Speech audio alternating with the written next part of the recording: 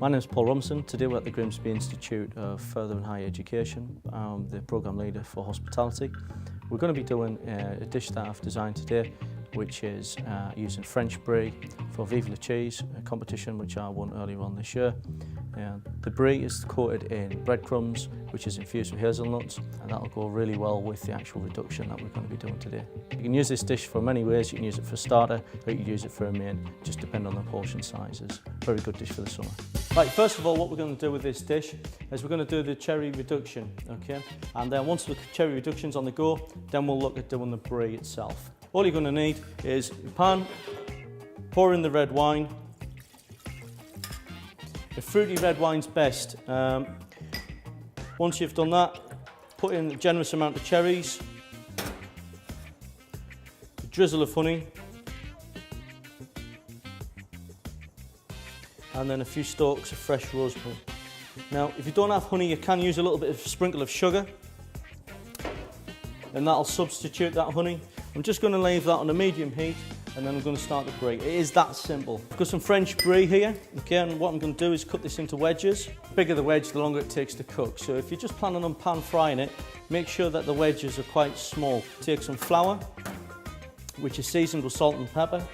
Take one egg, and then just mix in the yolk and the white of the egg together. We've got some ground hazelnuts here. Now, if you can't find ground hazelnuts, just buy whole ones and just put them through a blender. If you haven't got a blender, then use a jug and a rolling pin, and you can break them up that way. We're going to take some breadcrumbs, and we're going to mix those through so we've got a nice, even sort of texture there. With the hazelnuts and the breadcrumbs, it doesn't really matter on the actual ratio of what you put in there, it's just preference. If you like lots of hazelnuts, then you can put lots in there. If you don't, just don't put so much in. Okay, so whilst it's reducing down behind me, I'm just going to chop up some parsley, and then we'll place them in the breadcrumbs and the hazelnuts. Once we've got our ingredients there, it's quite simply just passing them, the wedges, into the flour, shake off any excess flour, and then place them in with the egg.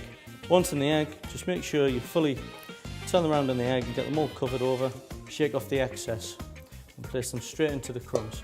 Once you've got them in there, if you can just push your breadcrumbs on there, and just make sure that they're sticking to the Brie. Again, shake off any excess, and place them on a clean tray. This sort of size that I'm doing here today, this is sort of more like a starter size. So the reduction is just about ready. When you start to get quite a few bubbles come to the surface there, what you need to do is give the pan a bit of a shake. Once it starts to die down, the bubbles, that's when you know your reduction's ready, okay?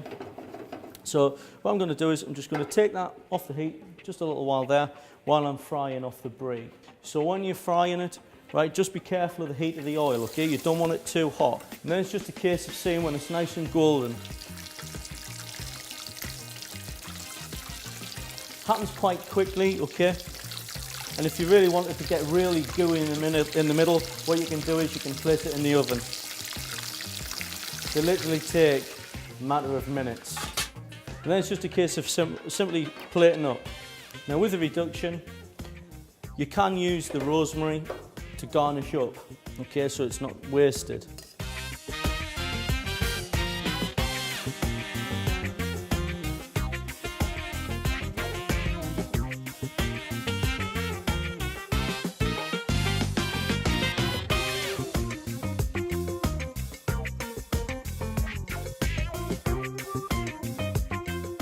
So there we go, that's French Brie with hazelnut breadcrumbs with a red wine, cherry and rosemary reduction.